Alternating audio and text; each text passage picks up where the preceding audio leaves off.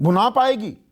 या भारत जोड़ो की बात कर रही है तो भारत जोड़ने से पहले एक आम दर्शक, एक आम मतदाता के मानस की भी मैं बात कर रहा हूं। वो कहेंगे पहले खुद तो जुड़ जाइए, भारत भी जुड़ जाएगा। नहीं संदीप, आप ठीक कह रहे हैं। मैं भी यही कहता हूं कि आजकल चुनावी जो है देश की चुनावी राजनीति परसेप्शन पे चलती है। कोई ये नहीं पूछता आपने कितना काम किया, कितना नहीं किया। परसेप्शन ये होता है पार्टी कैसा कर रही है। और आपने जिस बात का जिक्र किया, कांग्रेस एक अच्छा मुद्दा लेके आई, भारत जोड़ो। राहुल गांधी और कांग्रेस के कई लीडर देश में घूमकर लोगों से संपर्क करेंगे।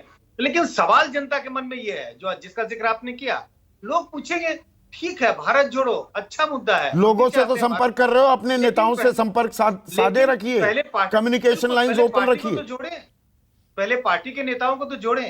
तो ये जो परसेप्शन बनता जा रहा है कि ये पार्टी अब एकदम, मैं सच कहूं तो लोग ये कहते हैं ये पार्टी खत्म हो जाएगी, ऐसा परसेप्शन बन रहा है। मैं ये नहीं कह रहा हूं ऐसा होने वाला है, लेकिन परसेप्शन ऐसा ही बनता जा रहा है कि अब ये पार्टी टिकने वाली नहीं है, तो खत्म हो जाएगी, ये बिल्कुल खात्मे के कगार की ओर है। सुकेश, जो मैंने कहा ना कि when you think that the things can't go any worse, they inevitably will, इसका दूसरा पक्ष भी है। जब आप एक लो लेवल पर आ गए, उसके बाद दरअसल उबार, ग्रोथ, मजबूती के अलावा और कोई चारा भी नहीं होता है, या और कोई आशंका जताना भी कई बार ओवर्टली नेगेटिव हो जाता है। तो ये कांग्रेस में जो ये मंथन चल रहा है, अभी तो विष निकल रहा है, आपको लगता है ये कांग्रेस के लिए ताकत का एक सबब भी हो सकता है, या अभी बिखराव इतना है, रायता इतना फैला हुआ है कि उसको समेटना जरूरी हो गया?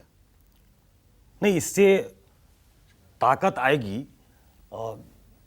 इस नतीजे पे पहुंचना, इस कंक्लूजन पे पहुंचना तो बड़ा मुश्किल है। डेडवुड जा रही है, डाउटिंग थॉमसेस जो आशंकाएं कर रहे थे, सवाल लगातार उठा रहे थे, वो जा रहे हैं। अब जी लीन मीन फ्रेश एक मशीन तैयार हो जाएगी।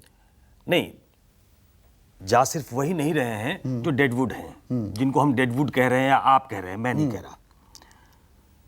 कल जयवीर शेरगिल छोड़कर चले गए, प्रवक्ता पद छोड़ा है, कांग्रेस ही छोड़ा है। यंग है, एनर्जेटिक है, हर मुद्दे पे पार्टी का पक्ष रखते थे। 32, 33, 34 साल के होंगे। आज आजाद साहब ने छोड़ दिया। पुरानी बात छोड़ देते हैं, कौन गए, आपने बहुत लंबी चौड़ी लिस्ट गिना दी है और तमाम लोगों ने जो कहा है मैं उसको रिपीट नहीं करना चाहता।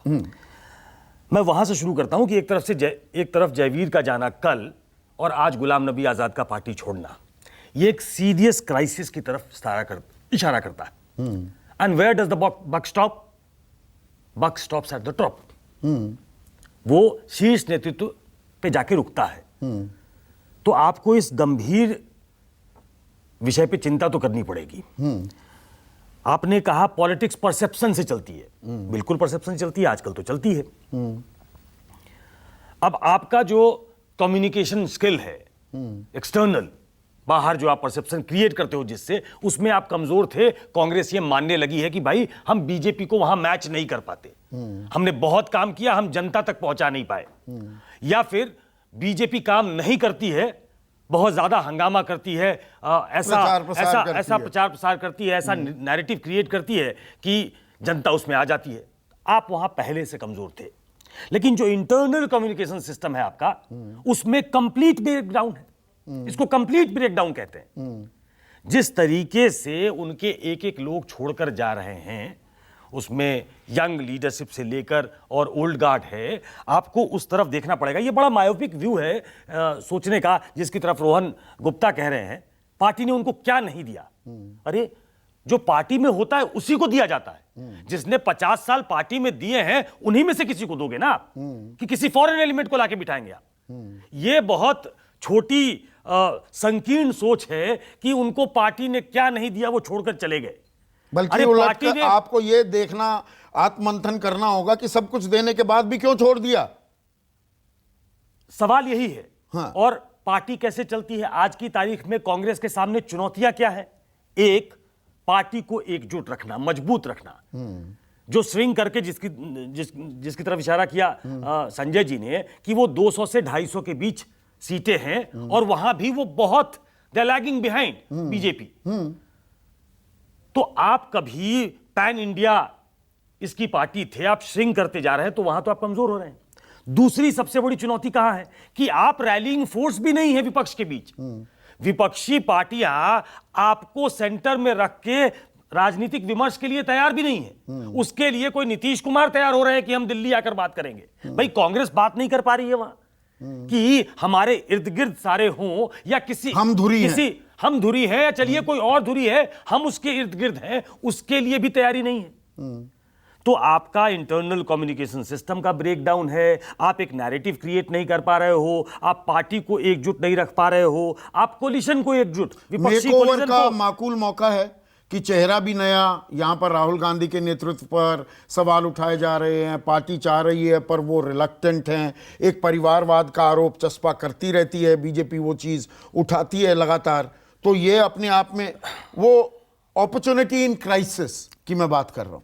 ठीक है, वो सकारात्मक तरीके से सोचने का एक तरीका हो सकता है, लेकिन भाई गुलाम नबी आजाद ने, किसी और ने लंबी फहरिस्त है, सबने इसलिए पार्टी छोड़ दी कि उन्हें कुछ पार्टी देने की स्थिति में नहीं थी।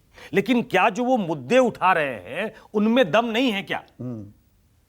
आप उसमें जो सब्सटेंस हो उसको तो देखना किसी का काम अब है। अध्यक्ष पद के चुनाव की प्रक्रिया किक स्टार्ट होने वाली है। अब ये एक स्टार्टिंग पॉइंट हो सकता है।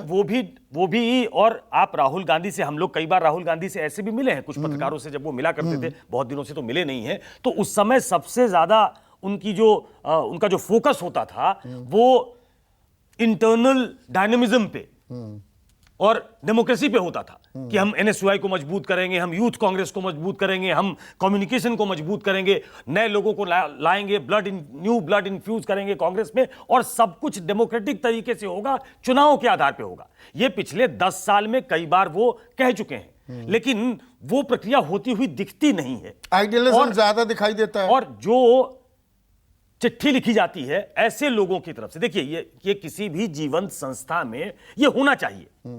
हमने उनको नाम दे दिया बागी गुट, वो बागी नहीं थे, उनमें से कोई भी ऐसा व्यक्ति नहीं था जिसने बाहर जाकर पार्टी बना ली। कुछ लोग बीजेपी की तरफ चले गए होंगे, मौका परस्ती की होगी उन्होंने, लेकिन बहुत सारे लोग बहुत सिंसियर लोग थे। बहुत सारे लोग अब चुप हो गए, वो इसलिए भी क्योंकि उनको किसी को राज्यसभा मिल गया, किसी को और मिल गया, तो उनको चुप करा दिया गया। लेकिन वो G23 एक जीवंत ग्रुप, अगर उसको संस्था में आवाज उठाने वाले को माना जाता कि एक इंटरनल डेमोक्रेसी के लिए जरूरी है कि आपके अंदर से आवाज उठे, उसको सुनने वाला तो कोई होना चाहिए। तो आप शूट द मैसेंजर, और एक को नहीं, अब पृथ्वीराज चौहान बिल्कुल उसी लाइन पे बात कर रहे हैं। अब पृथ्वीराज चौहान को भी पार्टी ने सब कुछ दिया, वो केंद्र में मंत्री हैं, उनको चीफ मिनिस्टर बनाया, कल को चले जाएंगे, उनके बारे में भी यही कहेंगे। तो एक एक करके अगर सब लोग इस तरीके से छोड़ते रहे, और आपको मुकाबला नरेंद्र मोदी से करना है, जिनके बारे में आप खुद कह चुके हैं कि उन्होंने एक परसेप्शन क्रिएट किया हुआ है, तो उस क्रिएटेड परसेप्शन में आप अगर वीक कांग्रेस जाएगी तो कहां खड़ा पाएगी अपने आप को? के शर्मा आखिर में आज आया और बड़ी शांति से आप सुन भी रहे थे, परेशान भी नहीं हुए होंगे। इसमें ऐड करने के लिए कुछ ज्यादा है नहीं आज बीजेपी की तरफ।